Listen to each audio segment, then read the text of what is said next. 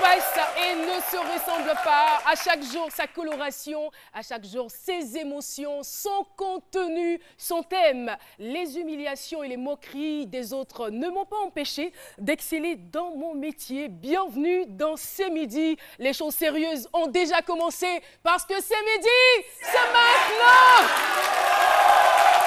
Oui, c'est midi, c'est maintenant.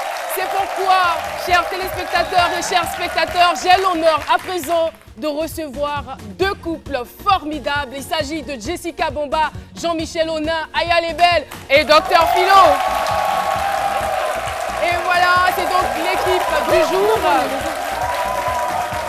C'est donc l'équipe du jour. N'est-ce pas qu'ils sont beaux? Oh, oh.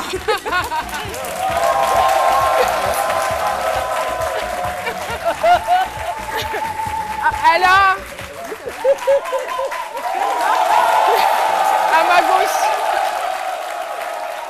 gauche, je vois un couple très glamour. L'homme, il est très galant, voilà, il retire la chaise pour que la dame s'asseye, voilà, et tout va bien entre eux. On sent une certaine harmonie.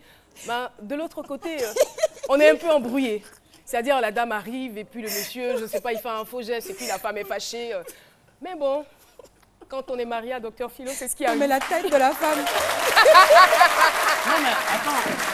Et oui, on est heureux, on est content d'être à nouveau avec vous. Et j'ai envie de dire que les grandes articulations de vos différentes chroniques, c'est maintenant. On va retrouver donc Jean-Michel Honin. Hier, c'était un grand événement pour lui. Ouais. Un jour, pour ne pas dire une année de plus, il a fêté son anniversaire et il a fait le buzz sur la toile. Joyeux anniversaire avec des applaudissements. Jean-Michel, c'est un bonheur. Ce n'est pas donné à tout le monde de pouvoir célébrer un an de plus. Comme j'ai l'habitude de le dire, chaque jour qui passe est un miracle. Alors, ça a été donc le miracle. Il a un an de plus, il est en vie, il est là. Il a donc l'occasion de manifester et d'exercer ses talents à souhait. Joyeux anniversaire. Merci infiniment, Caroline. Merci beaucoup à vous. Merci pour ces honneurs. Je les prends comme des honneurs, ces applaudissements.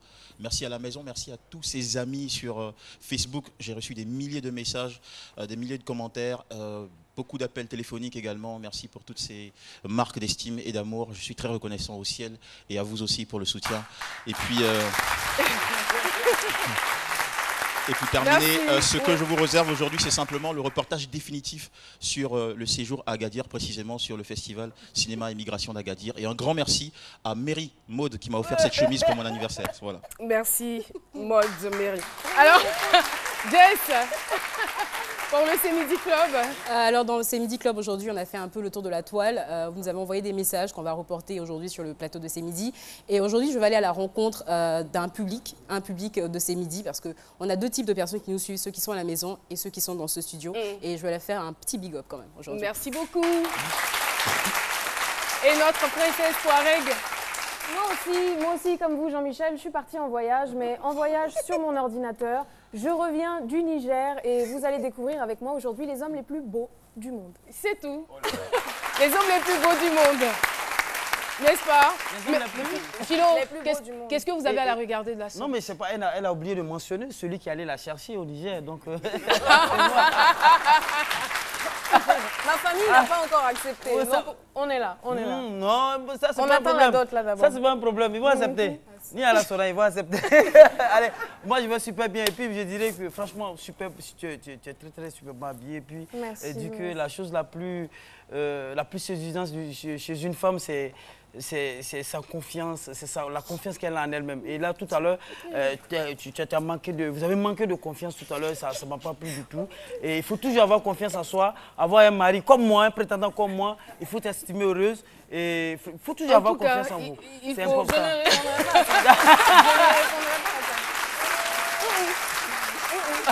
C'est mieux. Alors, vous êtes sans ignorer que le vendredi dernier, nous avons reçu sur ce plateau une grande dame. C'est une artiste qui fait honneur à la Côte d'Ivoire, qui fait la fierté de l'Afrique. Elle est très agréable et elle est très humble. On a vraiment eu beaucoup de plaisir à la recevoir sur ce plateau. C'est Dobé Niaouré, une chanson mélancolique qu'elle a chantée ici dans ce studio. Après l'émission, c'est ce qui constitue le bonus. On regarde ensemble.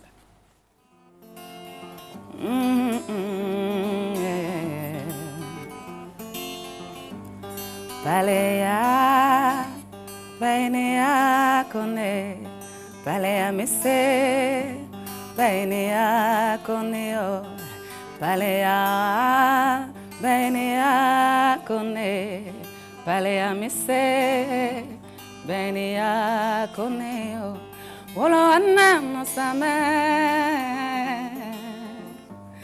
wolo anna no same.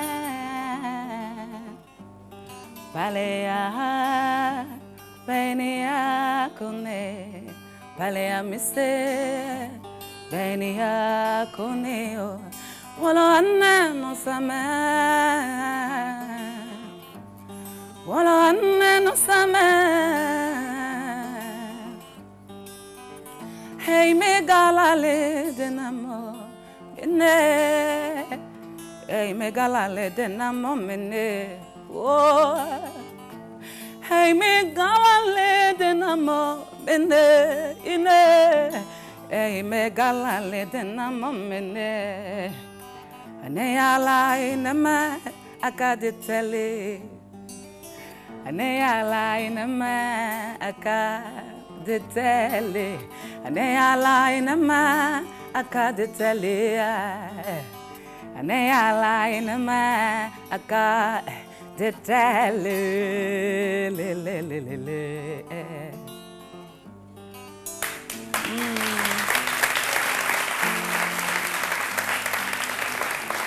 J'ai pas la boubouko, enamo mene, eh saba mambako nyumbele. Esa mama konyo bele, ei me galale denamo mene, ei me galale denamo mene, ei me galale denamo, ei me galale denamo mene. Aneyala ineme akade tele. Non, je veux vous entendre chanter. Aneyala ineme akade tele. Aneyala ineme akade tele. Aneyala ineme akade tele. Merci beaucoup les filles. Bravo Dobé Niaouré et bonne continuation. Alors, vous le savez, hein, dans la vie, il y a des bons, il y a aussi des méchants. Il y a des bons qui vous encourageront, qui vous inciteront, par exemple, à vous réaliser, qui vont vous tirer vers le haut. Mais il y a aussi des méchants qui vont vous tirer vers le bas, qui vont vous décourager, qui vont vous mépriser. Mais comme on le dit très souvent, qu'est-ce que je voulais dire? Comme on le dit très souvent, ce qui ne vous tue pas, justement, vous rend plus fort. Mais c'est à une condition. C'est vraiment une condition que vous n'abandonniez jamais. Les humiliations et les moqueries des autres ne m'ont pas empêché d'exceller dans mon métier. Qu'en pense Dr Philo? Des réactions pertinentes, des commentaires pertinents de sa part. C'est tout de suite et maintenant.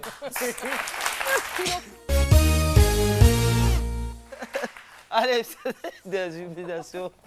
Allez, juste dire que moi, pour moi, ça n'existe pas. Hein. La moquerie, c'est se moquer de son ami, c'est...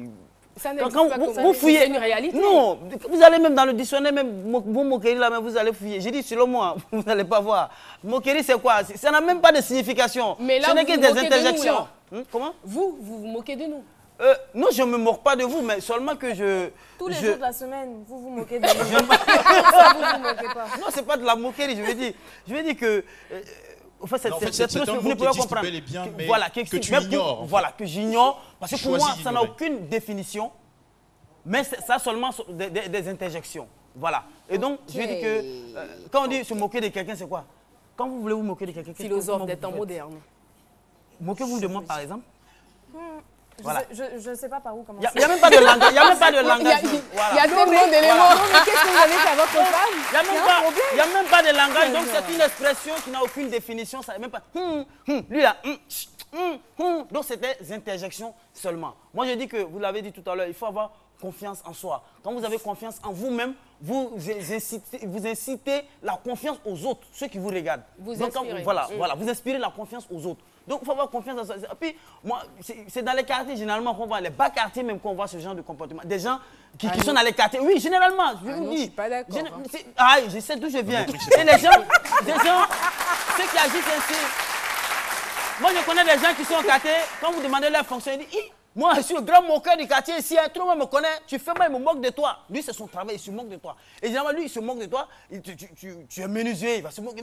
C'est poudre de bois, c'est dans la poudre de bois, tu vas manger, ou bien tu fais tel truc, il se moque. Mais quand vous réussissez demain, c'est ce même-là qui revient, qui dit, ah, lui, elle est au quartier, nous ici. Ça là, c'est Zamou, ou bien on prend son derrière. Généralement, c'est des expressions qu'on entend.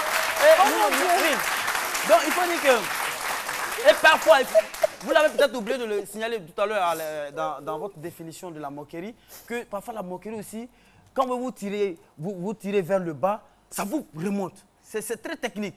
Ça vous remonte. C'est-à-dire quand on se moque trop de vous aussi, ça vous pousse à réussir dans la vie. Une dame pendant 2 ans, c'est un exemple que je donne, 2 ans, paralysée, et dans sa maison qu'elle a paralysée pendant 2 ans, comme ça fait 2 ans qu'elle est paralysée, elle va au 2e étage de son immeuble se jeter. Parce qu'elle a subi trop d'humiliation. Ah, j'en ai marre, j'ai mes tuyaux aujourd'hui, ça fait 2 ans, donc je vais au 2e étage me jeter. Elle va au 2e étage pour l'humiliation qu'elle a subie. Elle se jette, blou, elle retrouve l'usage de ses jambes. Et c'est ce qu'on appelle une moquerie. Non, c'est une vraie moquerie, parfois, non, mais quand même. Parfois, l'humiliation aussi amène l'homme quand même à réussir aussi. Mais son voisin, lui, ça faisait 10 ans, il est paralysé. Lui, il est allé au 10e. Ça fait maintenant une semaine, il est en haut là. On dit saute, il saute pas. Donc, et là, parfois, l'utilisation, parfois, c'est bon, ça apporte ses fruits parfois. C'était donc le mensonge Quand vous du midi. retrouvez le respect, appelez-nous. Hein. Merci. Non, mais franchement. Merci beaucoup, docteur Philo. C'est pour ça qu'il est sur ce plateau. Les moqueries des autres arriveraient-elles à vous intimider? Question micro-trottoir, c'est parti. Les moqueries me fortifient. Parce qu'au moment où on dit tu es comme ça, tu es comme ça, tu es comme ça, ça doit plus te motiver à te battre. La moquerie ne peut pas m'intimider parce que je ne vois pas en pourquoi. Au contraire, ça doit me donner le courage. Parce que toi, une personne, tu passes ton temps à te moquer. Sache que la personne de qui tu te moques là, tu fais évoluer la personne. Parce qu'il va se servir de tes moqueries pour aller de l'avant. La moquerie intimide. Tous ceux qui disent que ça ne peut pas intimider, ils mentent. Si tu as un handicap, qu'on se moque de toi, forcément, tu seras abaissé. Mais seulement il faut des gens pour t'aider à te relever. Sinon, la moquerie intimide. Moi, personnellement, la moquerie ne peut pas m'intimider. Parce que ceux qui se moquent des gens, ils voient qu'ils n'ont rien à faire. Le temps que tu prends pour te moquer de quelqu'un, moi, ce temps-là, pour essayer de savoir comment tu as mangé la nuit et puis comment tu as fait ta vie, tu passes ton temps à te moquer de quelqu'un. Pourtant, c'est que tu te moques de la personne avant. Donc, tu perds ton temps. Donc, chez moi, se moquer de quelqu'un, c'est quelqu'un qui perd son temps. Et voilà, nous sommes donc de retour sur le plateau. Les gens se sont vraiment prononcés sur le sujet. Les humiliations et les moqueries des autres ne m'ont pas empêché d'exceller dans mon métier. C'est le thème du jour, je le rappelle. Et tout de suite, nous allons recevoir notre invité témoin du jour. Il est artiste, peintre et sculpteur également. Monsieur Kofi Kwadiogi. Monsieur Kofi Kwadiogi. Il est le président de la chambre régionale de Yamoussoukro et aussi vice-président national des artisans de Côte d'Ivoire. Bienvenue sur ce plateau. Eh bien, nous sommes très heureux de l'avoir sur ce plateau parce que ce monsieur se définit et se positionne comme étant le champion d'Afrique des artisans. Ouais. Bienvenue. Merci bien, Caroline. Merci, très cher public. Je suis... Les mots me manquent en réalité. Oui, je suis moi-même surprise parce voilà, que vous êtes... Je vois l'immensité, la charge qui me revient cet après-midi de parler en direct de votre studio. En tout cas, merci bien à RTI Côte d'Ivoire et surtout à C'est Midi. Merci voilà. En tout cas. C'est un honneur pour nous de vous avoir sur ce plateau. Alors, il faut dire que vous êtes non seulement sculpteur, oui. Vous êtes artiste peintre, vous êtes ébéniste, vous êtes designer, ça fait quand même beaucoup. Hein. Tout ça pour vous. Voilà. En réalité, on touche un peu à tout ce qui concerne le domaine de l'art. Parce que je suis d'abord moi-même passionné d'art. Voilà, je suis né dedans et je vis dedans. Et donc, vous comprenez avec moi que je ne finis pas d'apprendre, je cherche toujours à apprendre et à me perfectionner. Mais l'histoire va réellement démarrer en 1986, hein, lorsque, pour des raisons, je dirais, pécuniaires, vous êtes contraint d'arrêter vos études. C'est bien cela? C'est bien ça. En réalité, c'est depuis 1986 que... Qu'est-ce que j'ai dit? 86. Ah d'accord. Voilà. Je pensais que... Donc c'était un peu difficile. Voilà, avec maman et mes petits frères et sœurs. Il fallait d'abord aller à un certain âge à la rue, laver les voitures, cirer les chaussures, avant d'envoyer quelque chose à la maison pour que mes petits frères et petites sœurs puissent survivre. Vous ne pouvez pas comprendre comment c'était difficile. Et donc quand j'allais à l'école, j'arrivais très souvent en retard. Très souvent. Et mon maître me punissait pour ça. On me faisait toujours 4 gaillards. Mais je rentrais toujours en retard. Je reste dans les rues jusqu'à 22h, 23h. Donc, je n'avais vraiment pas le temps d'étudier. Mais malgré ça, j'avais quand même pas mal de bonnes moyennes. Bon, arrivé un moment, c'était difficile parce que maman ne pouvait pas payer. Je vous interromps juste un instant. Je sais qu'il est magnifique, votre châle, mais bon, je vais mettre là. C'est un sapologue. Voilà. Et donc, c'était difficile parce qu'il fallait toi-même venir travailler puis assumer le quotidien familial et puis toi-même. Donc, vous comprenez avec moi que ce n'était pas facile. Donc, j'ai dû arrêter les cours en classe de CM2. Et donc, en 86, le 14 septembre précisément, maman m'a envoyé dans un atelier de tôlerie peinture et j'ai commencé.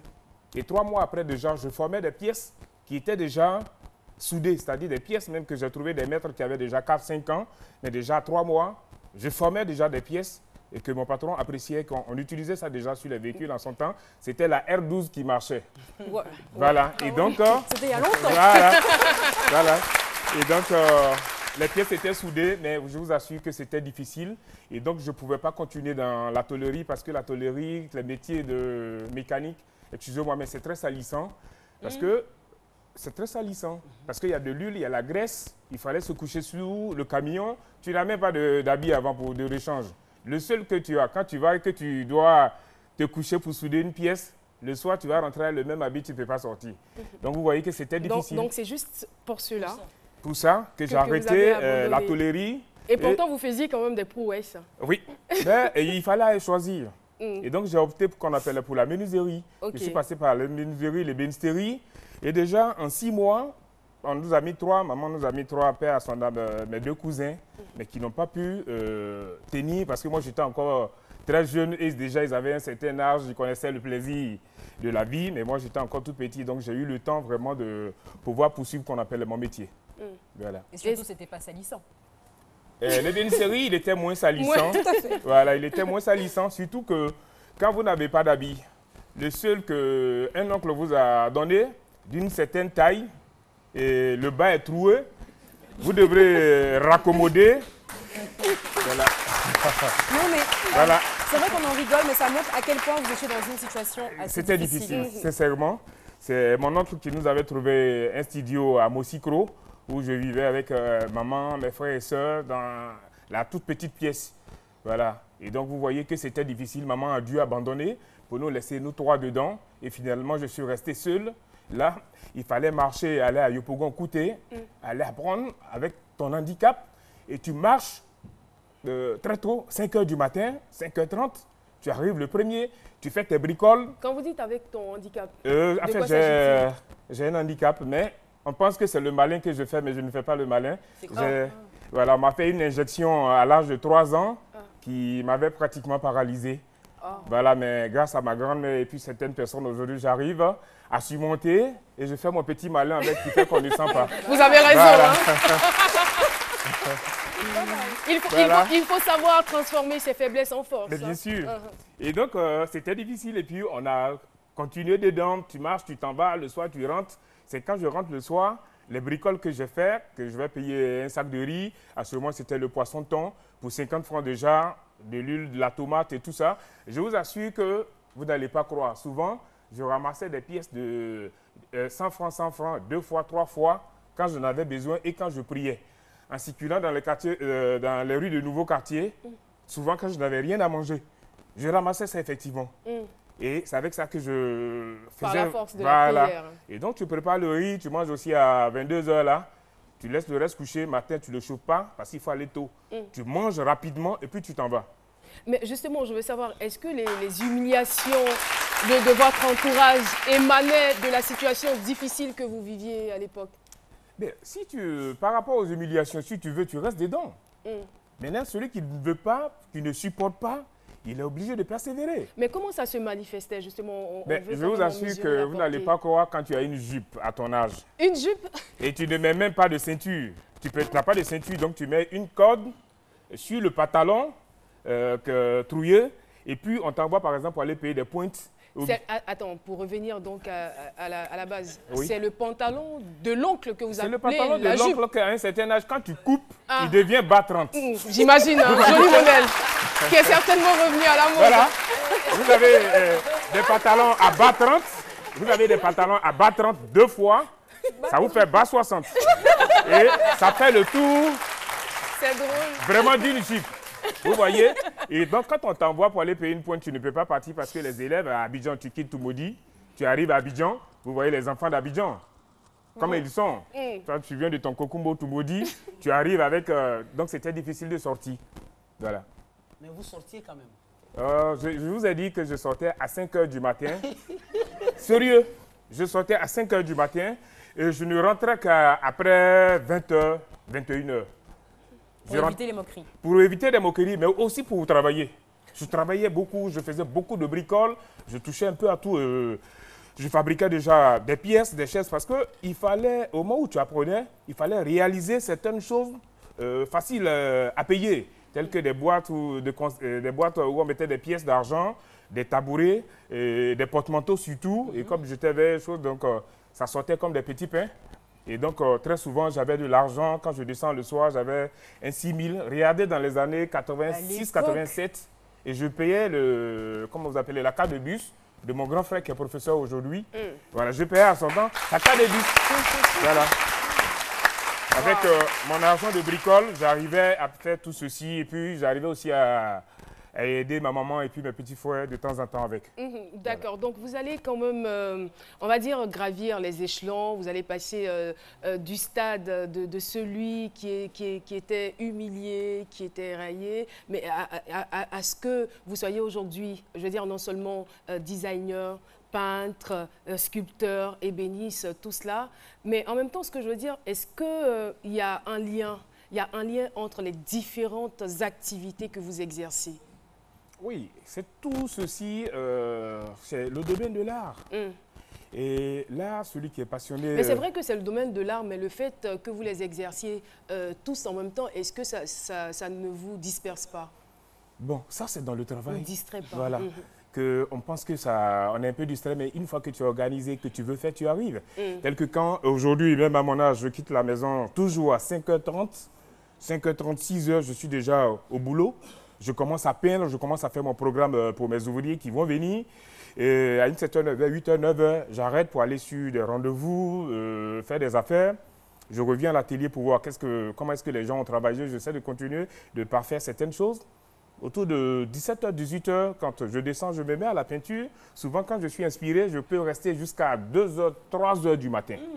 Tout à l'heure, dans le micro-trottoir, on a entendu des personnes dire que c'est vrai, on va peut-être se la raconter, mais les railleries, ça intimide. Alors, comment est-ce que vous arrivez à surmonter, à ne pas vous recroqueviller, à vous dire, à ne pas vous dire non, de toutes les façons, je suis un moins que rien, je ne vais pas y arriver, je suis né d'une famille pauvre, ça ne va jamais le faire. Comment est-ce que vous persévérez? Comment est-ce que vous arrivez aujourd'hui à ce stade? Merci bien. C'est celui qui veut rester, qui reste.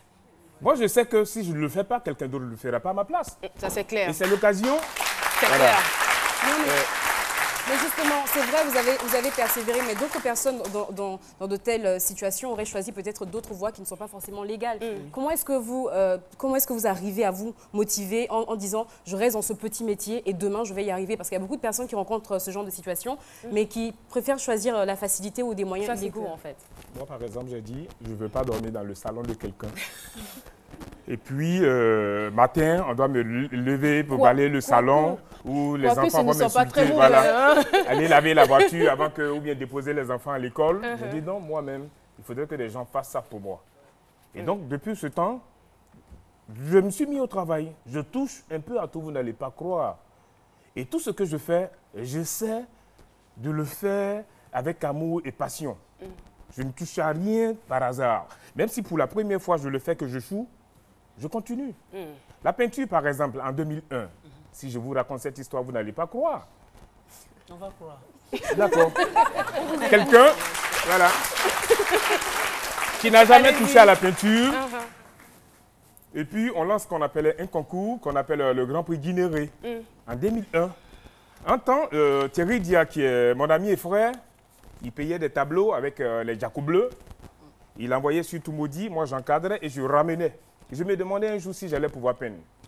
Et en 2001, on lance le Grand Prix Guinéré. J'appelle Thierry Dia, on essaie de changer comme ça. Il me dit, mais Guy, il faut essayer tel que je te connais. Je sais que ça, tu peux faire quelque chose. Je reprends une pièce dans mon champ de manioc, j'envoie. J'essaie de travailler ça un peu, faire ce que je peux faire. Sur les 300 exposants, c'est-à-dire des élèves de l'INSAC et tout ça, il fallait 10 personnes. On dit, je suis dans les 10 personnes. Waouh.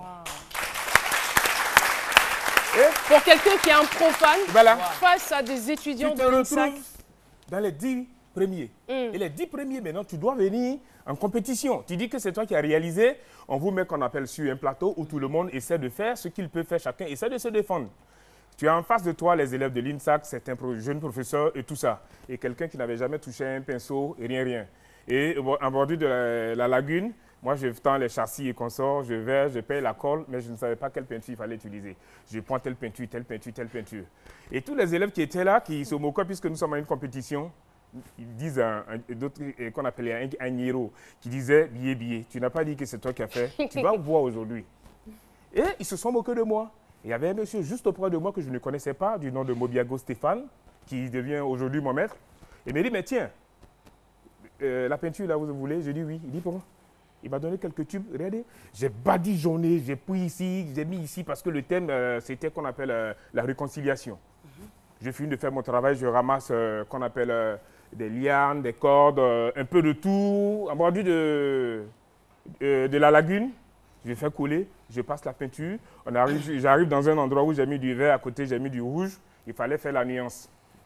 C'était pas facile, ça se moque, ça, et vous voyez un peu entre élèves, la moquerie entre élèves, c'est pas pour les enfants. Et on finit, le travail est fini, le dernier jour, ils ont ramassé qu'on appelle tous les tableaux.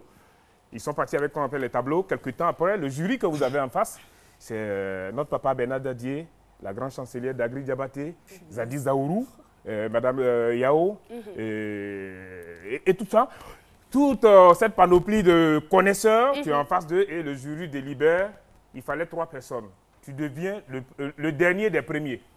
Donc vous êtes 3e. 3e. Wow. Voilà. Et donc, depuis 2001, j'ai dit, ben, si devant ceux-là, j'ai pu être 3e, c'est que je ne laisse pas. Où il y avait au départ 300 personnes. 300 personnes. Je finis par 3e. Donc, j'ai commencé à taper. Depuis 2001, j'ai commencé à travailler, puisqu'en 2002, le Grand Prix Guinéré se lançait encore. Et déjà, j'avais réalisé ma pièce pour 2002. Et là, on va dire que vous vous êtes très bien positionné et aujourd'hui, vous vous en sortez très bien. Je veux dire que vous n'avez rien à envier à certaines personnes qui ont des salaires colossaux, vous gagnez très bien votre vie à partir de ça. Mais tu es parti de comment? Il faut savoir d'où tu viens. Un enfant de la rue, vous comprenez, qui devient peintre, designer, chef d'entreprise. Je peux dire parce qu'il y a vous au moins 15 personnes. Au moins 15 voilà. personnes. Au moins 15 personnes. Au moins 15 personnes. Donc, je peux dire que j'ai réussi, mais l'homme est un éternel et insatisfait. Ça, c'est clair. Et donc, ce qui fait que je me dis que je me dois encore de redoubler d'efforts pour pouvoir mieux gagner ma vie et servir mon pays. N'est-ce pas, pour demeurer toujours champion d'Afrique. Voilà. Et à titre d'information, je vous dis qu'en 1996, il a été prix du meilleur artisan de la région des Lacs. 2000, prix du meilleur jeune entrepreneur du département de Toumaudi. 2001, troisième prix Guinéré qu'il vient de citer. 2003, prix Christian Latier du meilleur sculpteur. Et 2003 encore, grand prix Guinéré. 2016, prix du Premier ministre Duncan, prix du marché ivoirien de l'artisanat, prix du lauréat des lauréats 2016. Bravo champion. Voilà, j'ai envie de dire quel palmarès.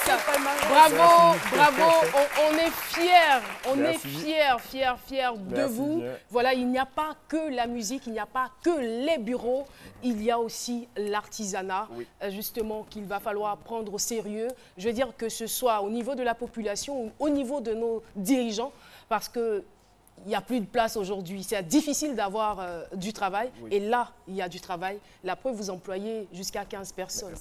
N'est-ce pas? En réalité, c'est ça. Nous sommes au terme de l'entretien. Merci en tout cas d'avoir accepté de partager votre expérience avec nous. Merci. Quel serait donc votre mot de fin? Ce que vous voudriez qu'on retienne de vous, de votre passage sur ce plateau? D'abord, je dis merci à toute l'équipe de C'est Midi. Et aussi, ce que j'avais à dire, c'est à nos dirigeants. Ils font déjà beaucoup, mais beaucoup reste à faire, puisque Caroline même était en train de le souligner qu'il n'y a plus de place en réalité dans les bureaux. Mais dans l'artisanat, il y a encore du boulot. Et tout le monde entier est passé par l'artisanat, avant de devenir moderne et industriel aujourd'hui. Et donc, que chaque Ivoirien, là où il se trouve, il faudrait qu'il retourne apprendre au moins un métier de l'artisanat. Et la chambre de métier, elle est là pour vraiment bien les encadrer. Mais aussi, quand on donne, par exemple, au CIAO qui fait la vitrine du Burkina, où tout le monde entier s'en va, c'est seulement avec 300 millions que l'État du Burkina a réalisé le CIAO.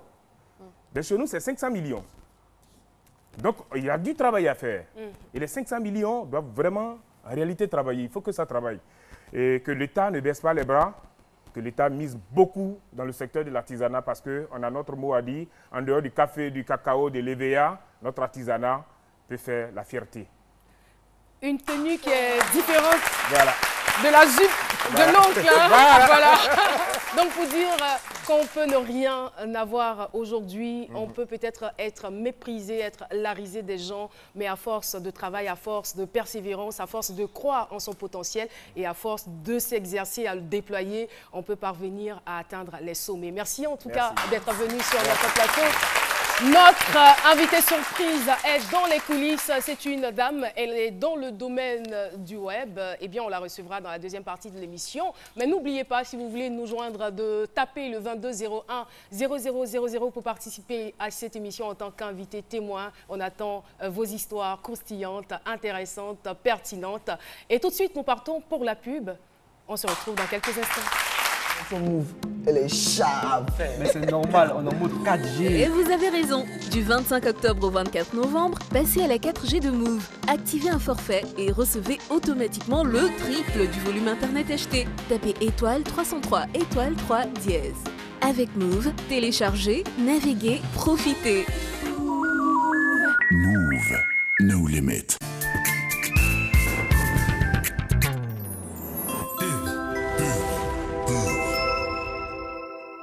Beko élimine les tâches les plus difficiles. Beko vous garantit un linge agréablement parfumé pour une longue durée.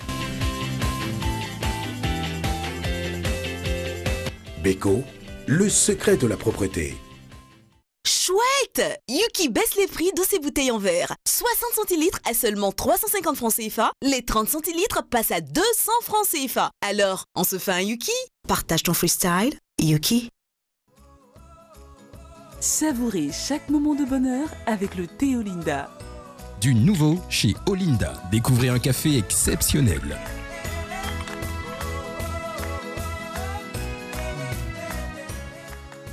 Olinda Pur Café.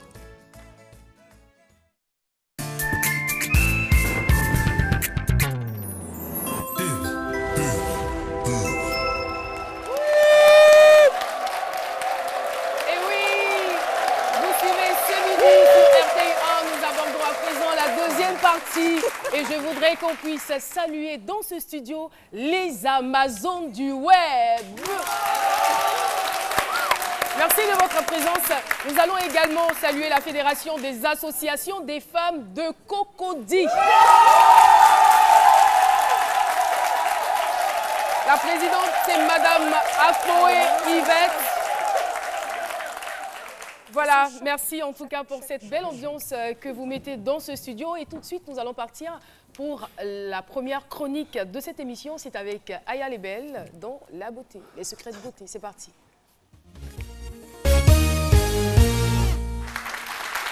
Bonjour tout le monde, si vous nous rejoignez, vous n'êtes pas sur une télévision nigérienne, vous êtes bien sur la RTI. J'ai juste fait un petit voyage sur internet et je vais commencer en disant Taralasek tout le monde, ça veut dire bonjour en touareg. Et comment on répond Taralasek Matolan. Matolan. J'écorche peut-être un peu, mais si tu me regardes, vraiment je suis désolée. Alors, je vous emmène en voyage. On va commencer par regarder une petite vidéo et ensuite je vous reprendrai.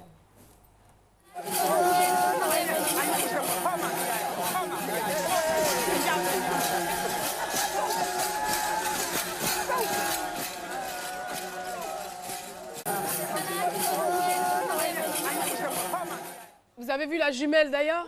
On a reconnu sa grande sœur. Oui, c'est-à-dire que je l'ai bien fait. Alors, ce que vous venez de voir, en fait, c'est la danse de séduction qui est faite, qui s'appelle Yake, pour pas que j'écorche le mot. Yake, c'est la danse qui est faite par les hommes du Niger pour séduire leurs femmes. En fait, cette tribu est appelée la tribu des Woudabé. Et c'est au Niger. Et c'est une tribu, en fait, qui est à l'origine des concours de beauté. Chez eux, à la fin de la saison des pluies, tous les ans, est organisé pendant une semaine un festival, le festival qu'on appelle Gerewol. Et pendant ce festival, en fait, les hommes, c'est tous des Gerewol. C'est tous des hommes. Tous des hommes. Gerewol. C'est le festival où les femmes. Attendez, c'est le festival où les femmes viennent choisir leur mari. En fait, voilà, c'est pour ça. Oh, mais pourquoi ça n'existe pas ici? On peut commencer. Donc, pendant ce festival, les hommes vont venir se maquiller, arborer leur plus belle parure pour impressionner les jeunes femmes. Et les jeunes femmes, pendant une semaine, ont le droit de venir assister et chaque jour, elles viennent, soit elles font un petit signe discret pour désigner leur mari, soit elles viennent avec des petits bouts de papier et elles désignent leur mari. Donc j'ai mes petits bouts de papier. Et ce qui est très amusant aussi, c'est que lorsqu'elle a choisi son mari, ils doivent partir une nuit dans la brousse, dans la savane, dans la forêt, autour du village. Ils doivent trouver un mouton, tuer le mouton, dépecer le mouton, préparer le mouton et faire tout cela avant que la famille viennent les retrouver. S'ils ont réussi à faire ça, ils sont considérés comme mariés. Le mariage est validé. Si la famille aussi les a attrapés, ça n'est pas validé. Et il faut savoir aussi que dans cette, c'est une tribu qui est très forte de tradition et de culture. C'est des gens qui ont décidé de s'unir et de réaliser leur mariage entre eux, mais pas forcément en cousins, tout ça. Ils ont une vision très intéressante, je trouve, de ce qui pourrait être une démocratie ou vivre tous ensemble. Une femme mariée a le droit de se remarier, a le droit de quitter son village, son mariage. Je trouve que c'était très intéressant de voir un petit peu comment eux fonctionnaient. Et en termes de beauté, je trouve qu'ils ont des critères très intéressants. Les hommes doivent mettre en valeur le blanc de leurs yeux, les dents blanches, la longueur du nez, leur grandeur. Ils doivent mettre aussi leur plus belle parure, ils revêtent des plumes d'autruche et je trouvais vraiment qu'en termes de beauté, ils étaient sexy. Et je veux dire que Bon, là-bas, les abdos... Je vais juste ajouter que c'est pourquoi dans ce genre de tribu-là, les gens considèrent beaucoup la femme là-bas. Oui. Voilà, ils considèrent beaucoup la femme. Si on te dit, va dans la brousse tuer, mouton bœuf, avant que les parents te retrouvent, puis c'est là on va dire, voilà ta femme. Mais quand c'est comme ça, tu considères la femme que tu as. Mais pour nous, même là, il y a une mère là à la maison, comment tu vas la considérer? Donc, on me dit que, franchement, c'est un bel exemple. C'est pour ça que je considère que notre mariage n'est pas encore célébré. J'ai même pas fait la danse de séduction. séduction. Mais je viens, je vais quand même. J'ai mes numéros de téléphone. Oh non. Et il n'est pas encore maquillé. Surtout, non, moi, j'ai pas besoin de maquillage. Moi, j'ai besoin. Merci, Docteur Philo, et merci surtout à Aya de nous avoir fait voyager à travers le Niger. Eh bien, lui, il avait aussi voyagé, il était en mission la semaine dernière. Jean-Michel était au festival Cinéma et Migration d'Agadir. Il nous revient avec des images. C'est parti, on le retrouve tout de suite.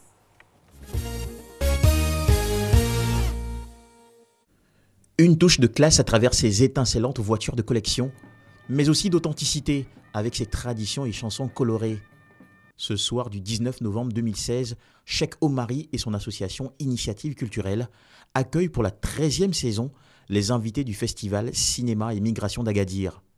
Sur le tapis rouge, des officiels, cinéastes, acteurs venus d'Afrique, Europe, Amérique et même du Qatar.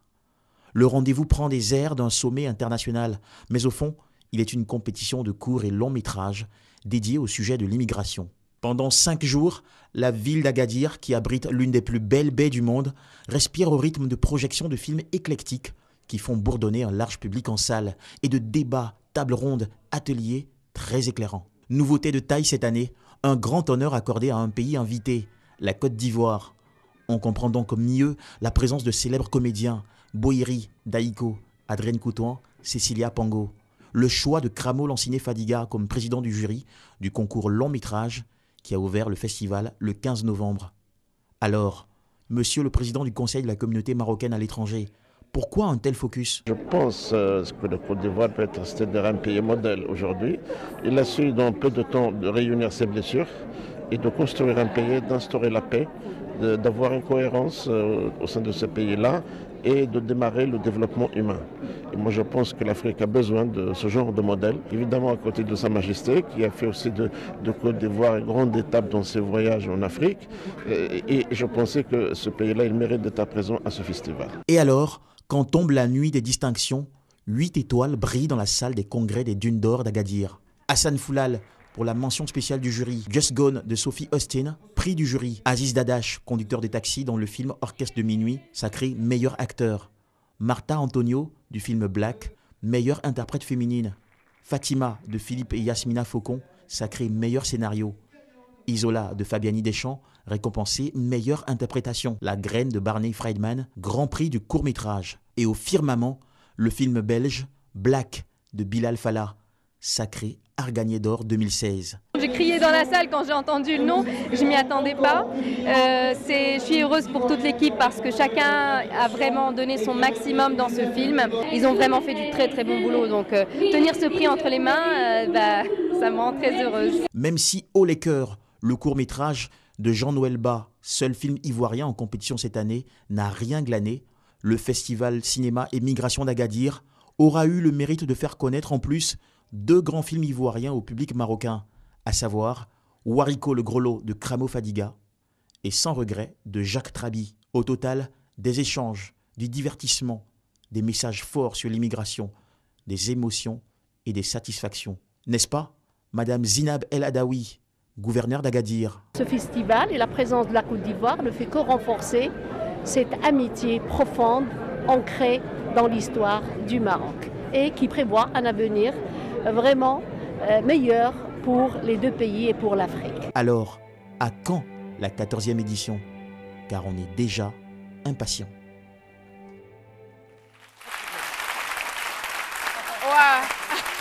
Ça a été pour moi une très belle expérience. J'en profite pour dire merci à tous mes amis marocains et merci aussi à la communauté marocaine en Côte d'Ivoire. Un grand salut et merci à monsieur Joseph Anjou. Voilà. Merci infiniment Jean-Michel. Vous pouvez rester. Jean-Michel, vous pouvez rester, ne vous inquiétez pas. Voilà. Et on l'a annoncé, cette dame, elle est jeune, elle est ambitieuse. Son nom c'est Kofi Akissi Éléonore, elle est la présidente des Amazones du Web.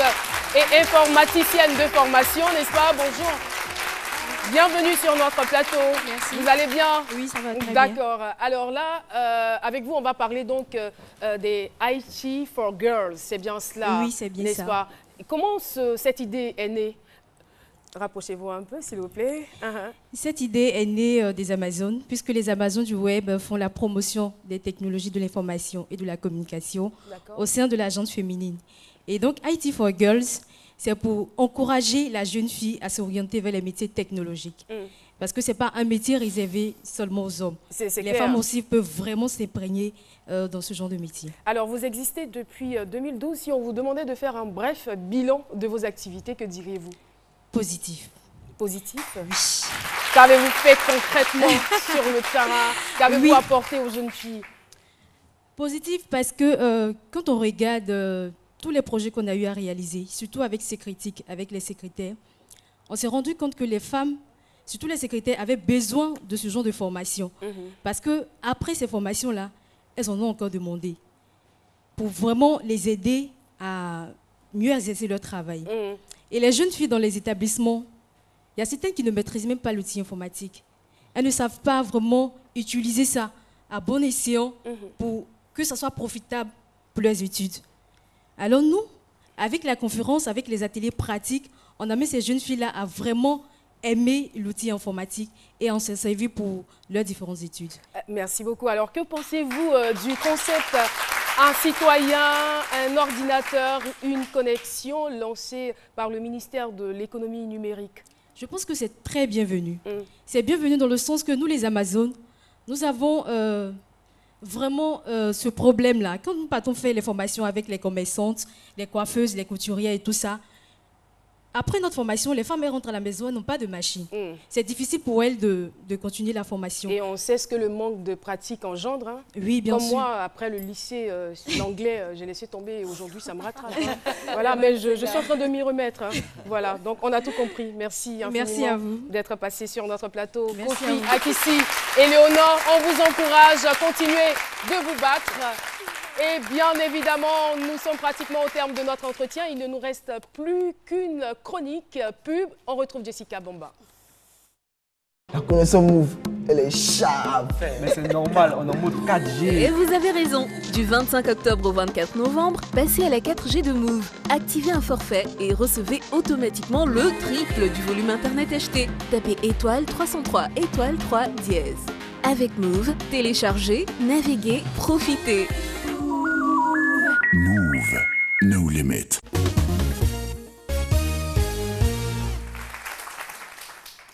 Ok, donc je suis allée me balader un tout petit peu sur la toile pour savoir ce qu'on disait de ces midis. Effectivement, depuis 2 semaines, ces midis a fait le buzz sur la toile.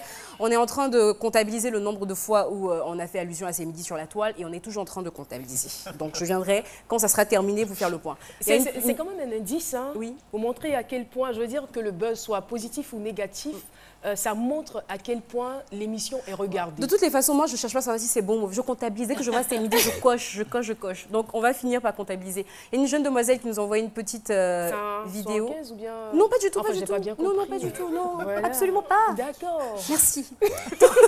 Donc, il y a une demoiselle qui nous envoie une petite vidéo pour nous faire un big up. On regarde juste la vidéo et on revient. Salut Tata Jessica, j'espère que tu te portes très bien. Et moi je me porte bien. Si je te dis que je suis une de tes fans, j'apprécie votre émission. Je te souhaite plein de bonheur. Salut. Donc ça commence même depuis les tout petits et ça s'enchaîne. On a une photo, un parent nous envoie une petite photo. Elle était tellement mignonne, j'ai pas pu m'empêcher de vous montrer ça. C'est la photo d'une de nos fans de ces midis. Elle est toute petite comme ça. Si la régie veut bien, voilà. C'est midi, j'adore. Bon, sans le thé, ça aurait été mieux. mais j'ai trouvé qu'elle était vraiment mignonne. Voilà. On a également un sosie qui nous envoie une photo. Elle dit qu'elle est le sosie de Zenali Sarkaline. Vous allez me dire si vous trouvez qu'il y a une ressemblance. Bon. Pas vraiment. Peut-être sur le teint, oui. Les yeux, la couleur de la peau. Voilà. Zéna. Ça, c'est Zéna quand elle prend du poids. Attends. Quand elle a perdu du poids. Attends, où est Zéna? C'est là? À gauche. Non, à gauche. Bon, voilà. Elle est vraiment son sosie. Zéna à gauche? Non, attends. Si. On se perd là. Zéna est à gauche. C'est Zéna à gauche. Moi, je pense que... Attends. Il n'y a pas de... Non, il n'y a pas de Zéna là. Si, à gauche. C'est Alissa qui est là? Oui, quand elle était plus jeune. C'est pas son sosie? Non, c'est pas. C'est quand elle était plus jeune. Bonjour. Oh my God. Alors, où tu es? Où vous êtes sur la photo? Là. C'est vous là? Et ça c'est pas quand tu finis en salle de sport là? Si. Non? C'est bizarre, je pense que je vais demander des trucs à mon papa là. Des comptes, hein? Merci pour le big up. Ah, mais la ressemblance est quand même flagrante. Ouais, franchement, j'ai trouvé qu'il y avait quand même des traits de ressemblance. Et on va terminer avec mon big up à ces personnes-là, en fait, parce que c'est midi, c'est aussi des applaudissements. Encore et encore, des applaudissements. Et ça, c'est le fait de ces personnes-là qui se déplacent tous les jours, chaque jour pour nous soutenir. On a des fans qui sont à la maison, qui regardent. On a aussi le public de ces midis qui fait partie aussi de la team. Et je voulais leur faire un gros big up. Merci pour le peps que vous apportez à cette émission, pour toute cette chaleur. Et pour une fois, je vais quand même donner la parole à un membre du public pour que vous nous donniez vos impressions sur ces midis, parce que vous êtes là au quotidien. Que Jessica ait son oreillette. Ah zut, voilà. C'est fini. Bon, d'accord. La semaine prochaine, vous allez parler. Mais c'est pas bien grave. Si on a le micro, ça va aller très rapidement. Bon, il y a un micro là-bas? Oui, je prends. Allez, donnez votre avis s'il vous plaît, madame. Je pense que c'est midi, c'est une meilleure émission. Surtout de la vivre en réalité avec la Caro Gang. Derrière les écrans, c'est pas toujours fameux de voir tout ce qui se passe ici. Dites-nous quelque chose, aujourd'hui, on vous donne l'occasion. Dites quelque chose qui n'est pas bien. C'est que Dr Philo fait comme ça, actuellement. Elle a eu. Voilà, et c'était tout pour le Family Club. On se retrouve la semaine prochaine. Merci infiniment, Jessica. Et j'espère que vous avez été heureux d'être avec nous, cher public. Merci, mesdames, d'avoir été là. Merci aux Amazones. Et c'est ainsi que nous allons nous dire au revoir. On va se donner rendez-vous, s'il plaît à Dieu, demain à partir de 12h pour d'autres moments de convivialité, d'ambiance et de bonheur. Bon après-midi à vous. Au revoir.